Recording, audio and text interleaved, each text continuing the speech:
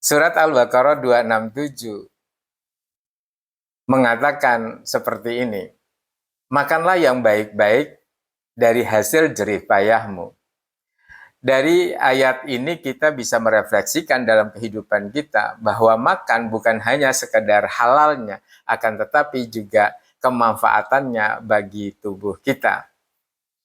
Assalamualaikum warahmatullahi wabarakatuh. Salam jumpa sahabat. Jumpa lagi dengan saya yang telah 8 tahun dengan lifestyle low carbo sugar free. Pada lifestyle-mu kali ini saya ingin sharing tentang bagaimana makanan kita yang kita konsumsi adalah makanan halal tapi juga sekaligus mengantarkan kepada upaya menjaga kesehatan dan keselamatan tubuh kita. So, tonton video ini hingga akhir agar kita mendapatkan informasi yang baik. Kriteria halal di dalam Islam itu ada beberapa. Yang pertama adalah bebas dari babi dan semua turunan dari babi. Yang kedua, yang paling pokok, ketika bersentuhan dengan makanan yang menggunakan hewani, yaitu penyembelihannya dilakukan secara syar'i. Ini sudah jelas sekali bahwa ini adalah proses yang mengantarkan makanan kita menjadi makanan yang sehat. Mengapa demikian? Karena proses penyembelihan dengan menyebutkan nama Allah, kemudian mengalirkan seluruh darah yang ada di dalam tubuh hewan tersebut, mengantarkan makanan menjadi sehat karena tidak terkontaminasi oleh darah yang masih tertinggal mengakibatkan berkembangnya bakteri dan kuman. Yang ketiga dari standar halal itu bebasnya makanan dan apa yang kita konsumsi dari zat-zat yang haram seperti bahan-bahan tambahan makanan yang berakibat fatal bagi kesehatan kita. Contohnya seperti formalin. Menggunakan bahan-bahan kimia seperti pewarna tekstil untuk pewarna makanan, ini akan berakibat buruk kepada kesehatan dan keselamatan tubuh kita.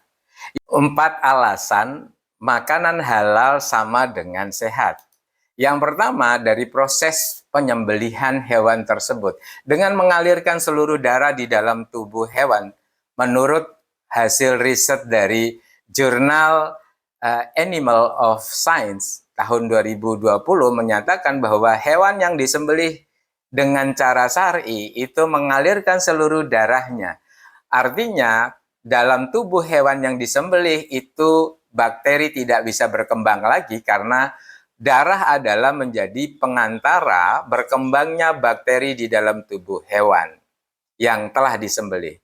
Nah, yang kedua, bahwa ketika bebas dari zat yang haram, kita juga terbebas dari penyakit. Ketika kita mengkonsumsi makanan yang terkontaminasi alkohol,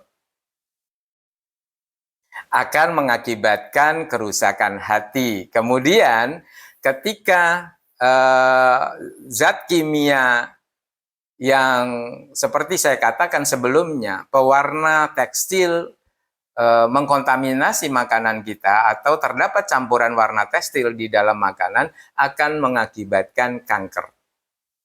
Kemudian yang ketiga, bahwa ketika kita mengkonsumsi makanan halal, sekaligus juga kita mengkonsumsi dengan beretika. Artinya makanan kita adalah thayyib. Thayyib adalah kita berpikir apakah makanan itu akan mempengaruhi kesehatan kita atau justru makanan itu akan memberikan support bagi pertumbuhan, pengembangan sel-sel di dalam tubuh kita yang positif, sel yang baiknya.